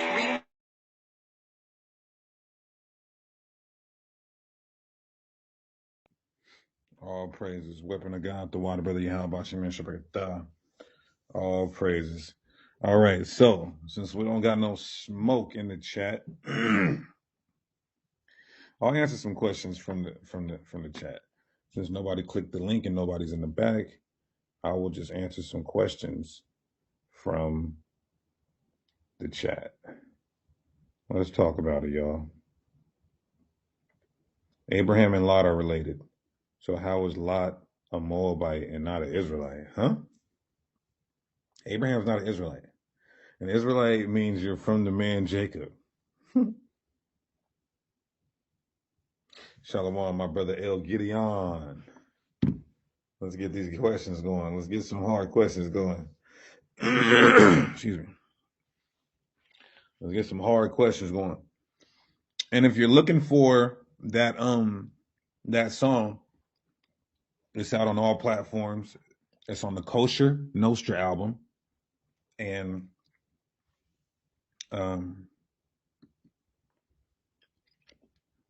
it's called Not Okay. It's called Not Okay.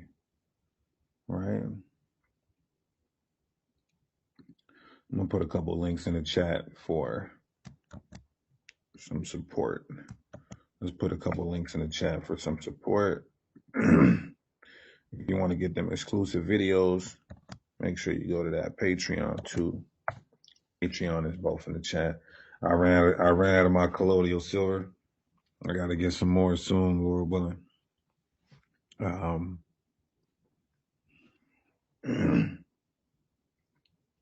Sakari mashing down any false doctrine. You guys want to know what's crazy? Sometimes I can't even. We at the Sakari, we can't even buy a debate sometimes. I'll be going on all these other channels. Now I got to go to other people's channels. They will not come on here.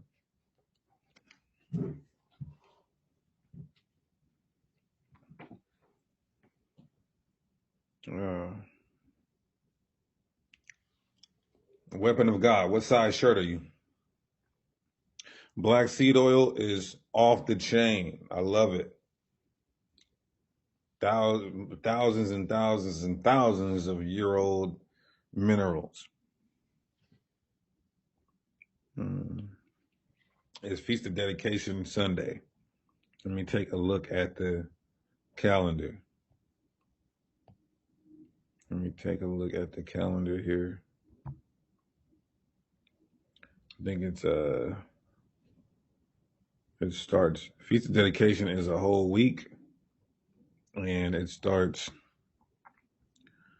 November 27th to December 5th. November 27th to December 5th.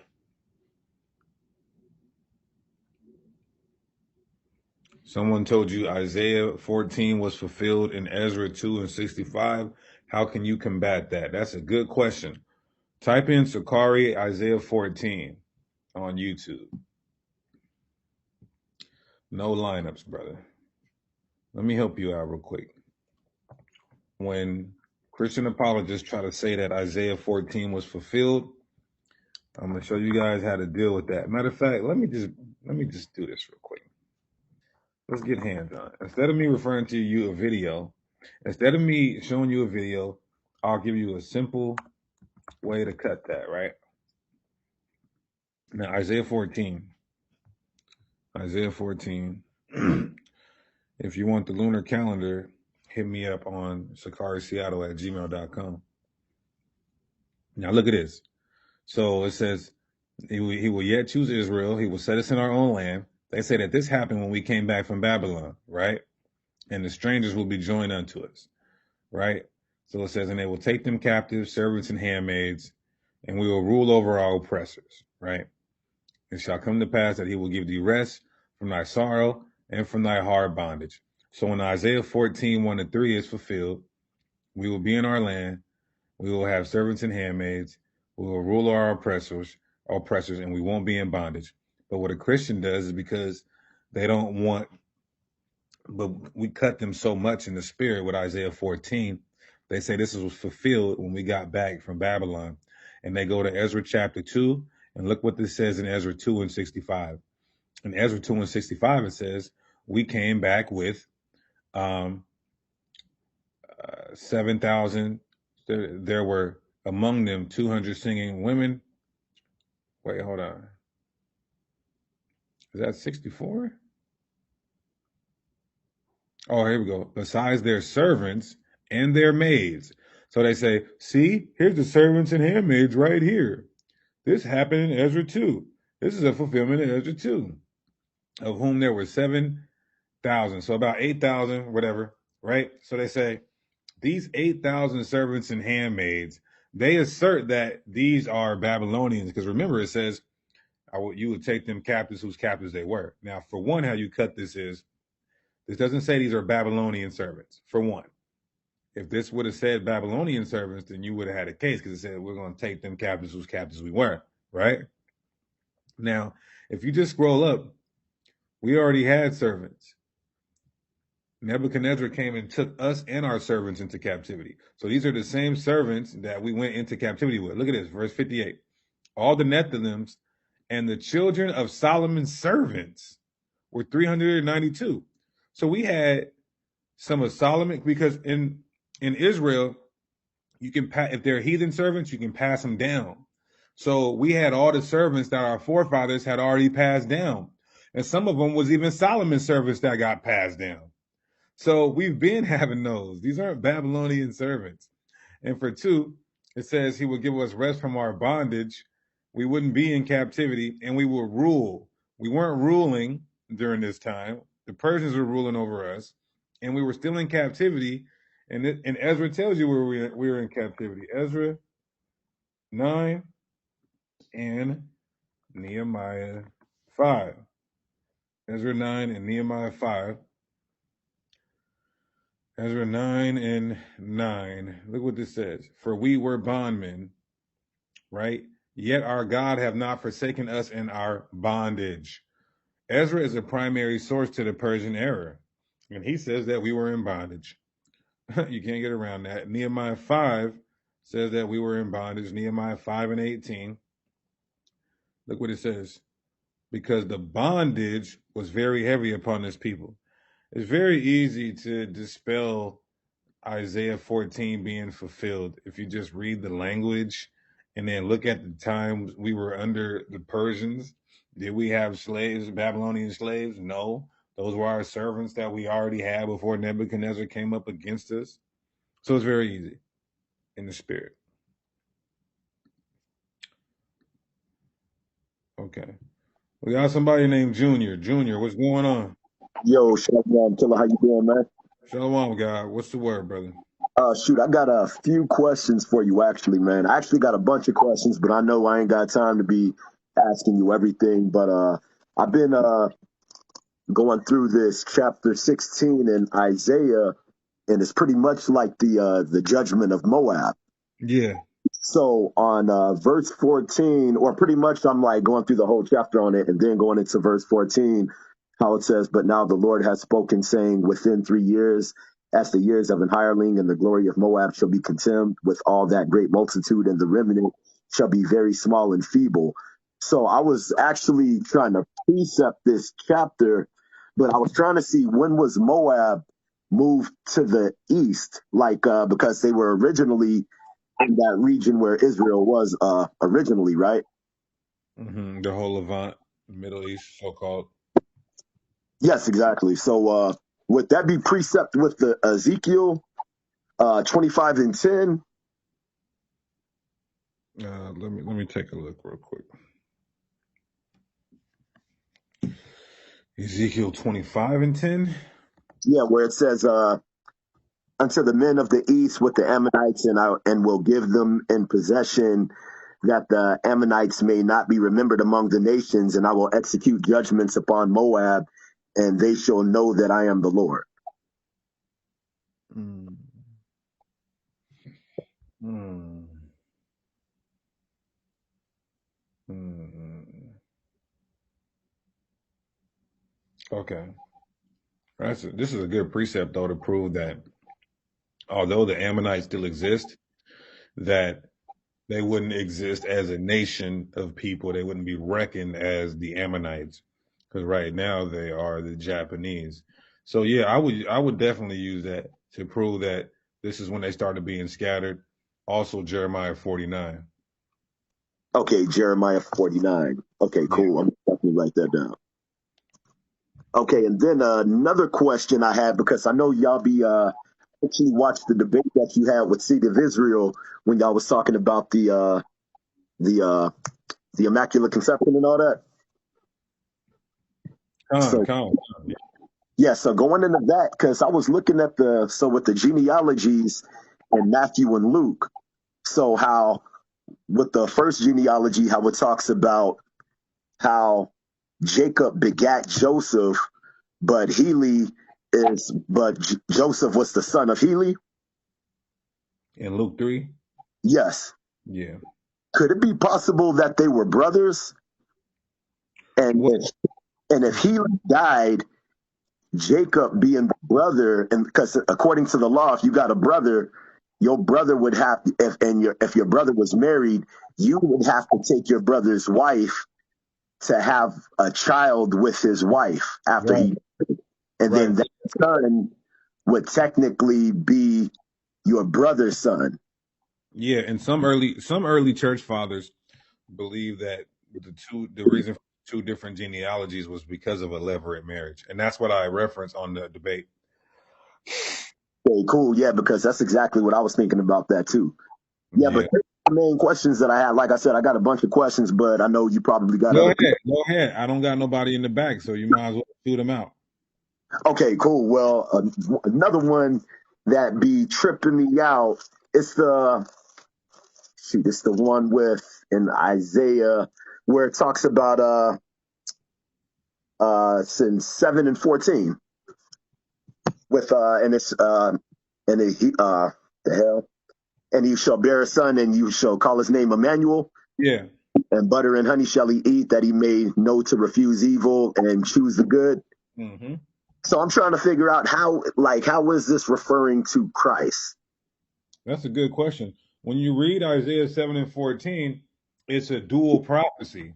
One is about Isaiah.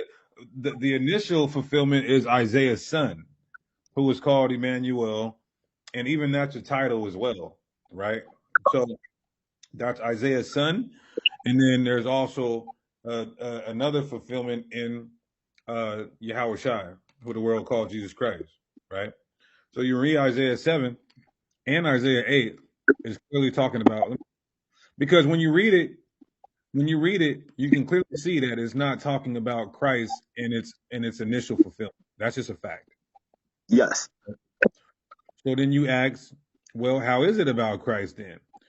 It's about Christ because when you read the New Testament, Matthew, under the inspiration of the Holy Spirit, says that it's dual prophecy, and we can see the figurative fulfillment as far as the whole context of chapter 7 and chapter 8 with Yahweh Shai delivering us, being a sign, and so on and so forth. Okay. That's because it's still kind of, you know what I'm saying? It still kind of confuses me, especially the butter and honey shall he eat, that he may know to refuse evil and choose good. And I was like, Yeah, damn. that's not that don't apply to Yahweh Shai. Okay, so pretty much it's just the verse 14 that's applying strictly to Christ. Right, right. Now, when you read chapter 8, though, Isaiah's son was a sign that we would be saved from the Assyrians. And now Yahweh Shai is going to save us from our enemies as well, pursuant to the actual definition of salvation. So you can apply that. You just got to see what's applicable. Verse 14 for sure, though. Okay, cool, for sure, for sure. Yo, man, I appreciate it. Yo, one more question I gotta ask you too. I want to know. I don't know if you guys made a video on this, but you heard about that ish that happened with the homie running over them white folks, right? Yeah, yeah, yeah. So, did you hear news coming out? They trying to tie him to Hebrew Israelites. Yeah, I did. I heard that. I heard that. So, what do you think about that ish? Like, you think these fools are trying to like, you know what I'm saying? Like, pretty much they trying to play the game to like set it up to like come after fools like you, especially because dogs like you be on the street preaching the word. So it just seems like y'all definitely got to be careful being out there in the forefront Yeah, because you understand what I'm saying? yeah, yeah. That been happening though. They've been trying to take certain individuals and tie them to the Hebrew Israelite community. So, we're ready. It's all good. All right, that's what's up. Yo, you pretty much answered my questions, man. I appreciate it. Anytime, brother. Shalom, God. Well, All right, we got Wesley Lewis. What's going on, brother? What's up, bro? I had a question about you guys saying that the trees in the garden were different nations. Could you give me some precepts on that? Yeah, so let's go to Ezekiel. Let's go to Ezekiel 31. You think those are literal trees? No, I mean I really don't know what they are. I was just trying to figure it out. Yeah, okay. So let me share my screen real quick. Here's one, and this is a good one that a lot of brothers go to. But there's a lot more though. Ezekiel 31. Because the Garden of Eden is also known as the Fertile Crescent or the Levant or the so-called Middle East. That's the garden, which is Eden. Eden is the whole world. Eden is the whole world. Because remember, it said he placed in Eden a garden eastward. I advise you to look up our Hebrew cosmology video, and what that just means is the creation of the world according to a Hebraic thought. So when you read Ezekiel 31 and 1, it says, and it came to pass in the 11th year, in the third month, right? The word came saying, Son of man, speak unto Pharaoh, king of Egypt, and to his multitude, right? So it says, All right. whom art thou like in all thy greatness? So he's saying that who is Pharaoh and the Egyptians like in all their greatness, right? Then this is what it says in verse 3. Behold, the Assyrian, right? This is a nation of people, was a cedar, this is a tree in Lebanon with fair branches, right? So it's likening the Assyrians to a tree, and with a shadowing shroud, meaning it was taller than the rest of the trees, overshadowing them, and of high stature.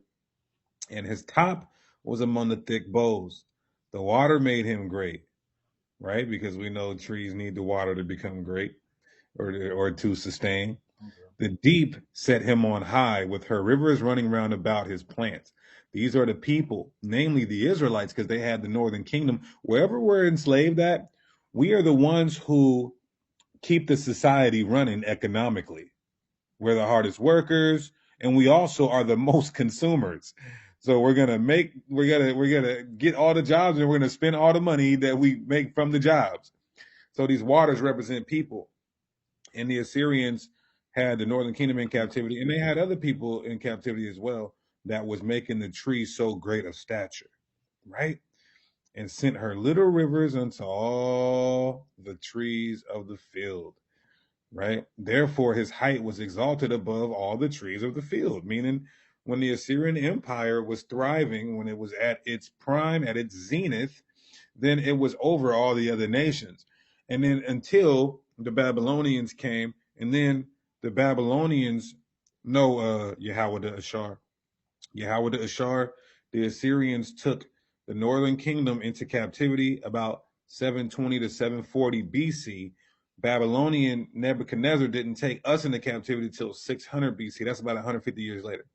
So it says, and his bows were multiplied, and his branches became a long way and shot forth. The fowls of the heaven made their nests in his bows, right? And under his branches did all the beasts of the field bring forth their young, and under his shadow dwelt all great nations.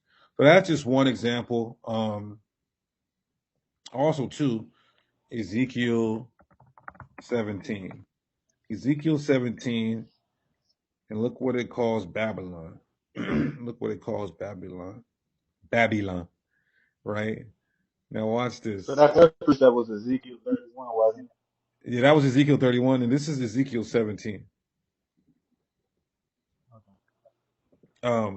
Ezekiel 17 and 2. Son of man, put forth a riddle and speak a parable unto the house of Israel, and say, thus saith the Lord God, a great eagle with great wings, long winded, full of feathers, which had diverse colors, came unto Lebanon.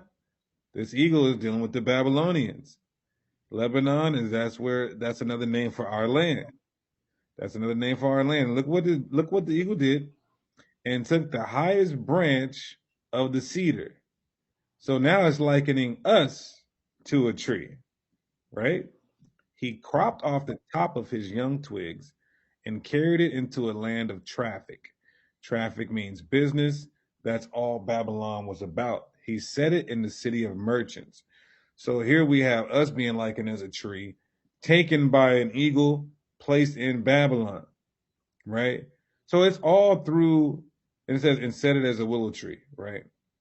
Meaning, even we were there. So it says, he took also, verse 5, he took also of the seed of the land and planted it in a fruitful field.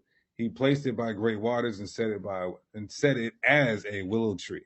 Because we did, remember the Most High told us, hey, you guys are going to be here 70 years. So go ahead, build your houses, have your wives, have kids, and get comfy because you're going to be here for a while. So that's what it means why basically us being planted by a tree and being watered, because although we were in slavery, we still were functioning.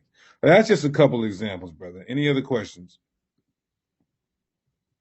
Yeah. So who was the serpent in the garden? The serpent in the garden is dealing with another nation of people, or you could say a representative of a nation of people, an individual, Okay. a Because I was sneaky, watching. a sneaky, cunning individual.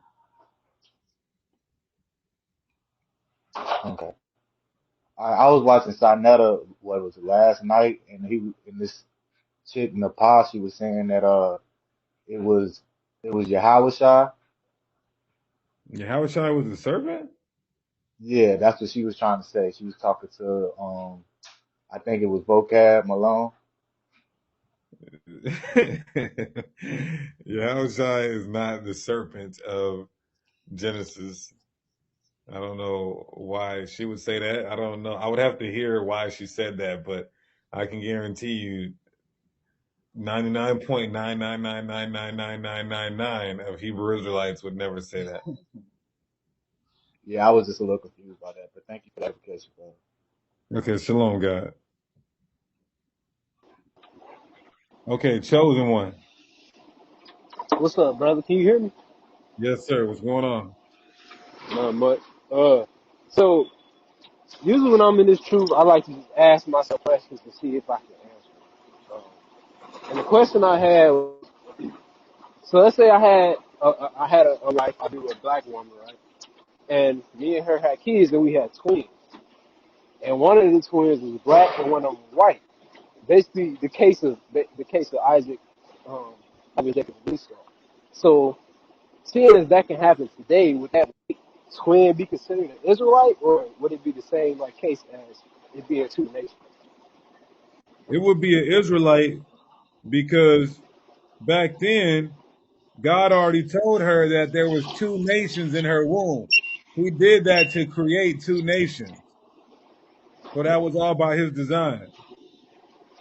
Oh, okay. So yeah, that's kind of what I was drawn on to. You know what I'm saying? Because to be an Israelite, you got to be, you know what I'm saying, the seed of the Israelite, or the seed of Right, a descendant of Israelites. right. But So it could be like, Esau was Hebrew. Esau is Hebrew though, but he didn't come huh? from. He didn't come from. He's Hebrew. We don't care about that. There's other nations that are Hebrew. Anybody who comes from Eber, any nation that comes from Eber is Hebrew. But that doesn't mean you're the chosen people. You're the chosen if you Right. come from Abraham. You go back to Abraham through Jacob. You go back to Isaac through Jacob. So so you think it's possible to have like one of these, like somebody that look like just completely Caucasian, completely Edomite, to be actually be an Israelite? Possible. That's great. But yeah, that was just a question I wanted to bring on the panel to see how you would answer it. Con, no problem, Yeah, that's King. all I Shalom, have. Shalom, God. Okay, we got somebody named Disney. What's going on, Disney? Yup.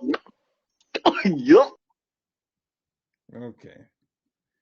That's how easy we just get rid of weirdos. That's how easy you get rid of a weirdo. All right, any more questions? Any more questions in the chat? Any more questions in the chat? Uh,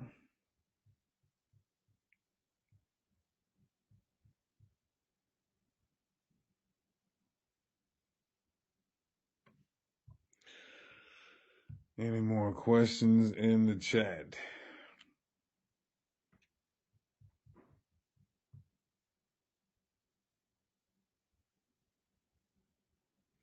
Right, clown from downtown.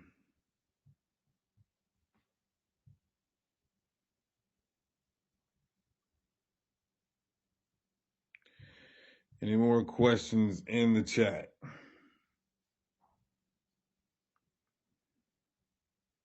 Hey, my main man Caesar, what's going on, bro? Oh, Shalom, Deacon. How are you? I have a question. I know that the GMS believe that Sicilians are Israelites, but in your opinion, you think that Al Pacino, the persons of The Godfather, the movie, Uh-huh. are Israelites or Edomites? Because I think that Israelites are the salt of the earth, and they have this. They look like they have charismatic, comparison with other Edomites. So I wonder your personal opinion. What you think about Al Pacino, the person, Robert De Niro, all those people of The Godfather? Yeah, I mean, I can't say if he is or if he isn't. But one thing I can say is that um, the Israelites, as far as appearance, we majority have the same look that we've been having, but we're not a homogenous nation. And I think that every nation predominantly looks the same, predominantly. So Edomites are going to look like Edomites for the most part. Hamites are going to look like Hamites for the most part. Israelites are going to look like Israelites for the most part. Asians are going to look like Asians for the most part. But there is a remnant of us in each, all over the place, a remnant of us. But you can't say all Italians are Israelites. That's stupid. You can't say all Sicilians are Israelites. That's ridiculous. Are we scattered in all nations as a small remnant? Yes. But to say that a whole goddamn nation of white people are Israelites, that is ridiculous. I don't know if I've heard GMS say that, so I don't even want to comment on it. And GMS believes that the redhead people, like in Ireland, in Scotland, are Jacob, uh, but leprosy. So Yeah, they look, believe well, you gotta that's go. a. You gotta go ask them, brother. I don't. We don't teach that over here. Oh, okay. Thank you very much for answering my question. Okay. Shalom, brother. Shalom. Malvin. Yo, can you hear me? Yes, sir. What's going on, brother? Not much, Shalom. I got 2 questions. My first one is how do we prove that Romans are Edomites? Like how kind of like how we do with the Greeks? Well, they were Caucasian. It's clear they left the statues. They left the archaeology. Also, too, when you read the Targum, you know about the Targum? I never heard of that before. The Targum is like, so when we came back from Babylon, we were speaking a slightly different dialect um Hebrew. It's called Aramaic. And so some of the scholars would be speaking Hebrew. Aramaic would be like the language for some of the regular folk, so to speak. And so what we would do is we would present like a commentary of certain scriptures in the Targum. The Targum just means scroll, but it's Aramaic, right? But basically, what we would do is we would take the scriptures and we would kind of break it down to our people in Aramaic because the dialogue had kind of switched around that time. And so, what we find in the Targum, it says that, let me see real quick. Let me find it for you. Okay. And I'll put the Thank you. link to that as well. Let's see. For Targum. Let's take a look at this. Lamentations. Mm. Mm.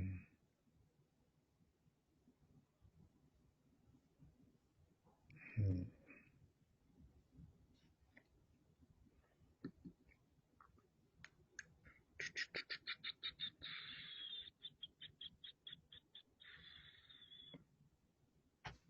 Or 21.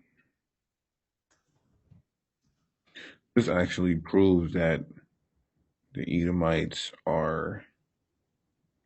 Uh, this actually proves that the Edomites are the white race. So let's take a look at this right here. Let me share my screen, and then I'm gonna send this. I'm gonna send this to you as well. So Lamentations 4 and 21. This is a comment. This is Bible commentary, but they're going to quote the Targum. And if you know how to read Aramaic, you can find this quote in the Targum. Now watch this. For any of y'all who don't believe the Edomites, we got so many cuts on Edomites being Caucasians. I forget about half of them. Now look at this, right? And okay, cool. Watch this. Watch this. So Lamentations 4 and 21. Look what it says. This is going to be just in the Bible. It reads like this. Rejoice and be glad, O daughter of Edom, that dwellest in the land of Uz. The cup also shall pass through unto thee. Thou shalt be drunken and make thyself naked. So clearly, in the Dead Sea Scrolls, the Masoretic text, and the Greek Septuagint, this is about Edom. Well, let's see how we break it down in the Targum. Now, watch Okay. this. So this is going to be Jill's exposition of the entire Bible. And look what it says. The Targum, Oh shit. according, you see it? Yeah. Look at what it says. Look what Oh, it says. wicked Rome. Oh, wicked Rome. Now watch this. Watch this.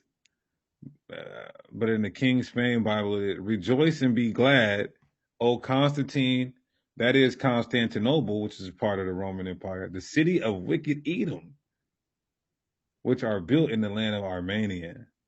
So when we were commentating on our scriptures, we attributed Lamentations 4 and 21 to be the Roman Empire, which was full of wicked Edomites. That is perfect. Thanks. I'm trying to I deal with a lot of coons, and I'm trying to like sharpen my sword, try to prove that white people are Edomites. So I appreciate that. No Thank you very problem. much. I Shalom. also got one more question. Go ahead. So sex is marriage, correct? Mm-hmm. Yeah. So I was talking to this one brother, and he was saying Law, in Judges lawful 15 sex. and 1, Lawful sex is marriage. lawful sex. Okay. Lawful sex is marriage. He was saying in Judges 15 and 1. Let me get it real quick. I forgot what the context is, but he was basically hold on, let me get it real quick. Judges 15. Okay, yeah. So basically, he was saying Samson had a wife. The woman was his wife before they had sex or anything, and I didn't know how to like cut that. So how would I explain Judges 15:1? Well, if you're in the law, if you're promised to a woman and another man has sex with her, that's adultery. So you can be promised to a woman and her be considered your wife, but it hasn't been consummated until you actually go in for her. Okay, gotcha. All right. Okay, shalom. Thank you very much for that All education. right. All right. So, what do we got here? Let me share my screen here so I can put you guys on. Put you guys on. All right, so the main channel is live. Is live, is live, is live. So Sakari, Alazar, and Hassad are live right now. Let's get that link to put in the chat. Sakari, Power Hour, live, Thankskilling special. Vocab tries and fails again. Virgin birth debate recap. It's going down on the main channel. You know we try to give you guys optimal edification in the spirit and power of Yahweh Shemi Shai. So go show them brothers love. Go show them brothers some love. The link is in the chat. I'm going to end this by giving all praise, honor, and glory to Yahweh. We do so by Shema Shai. Until next time, Shalom.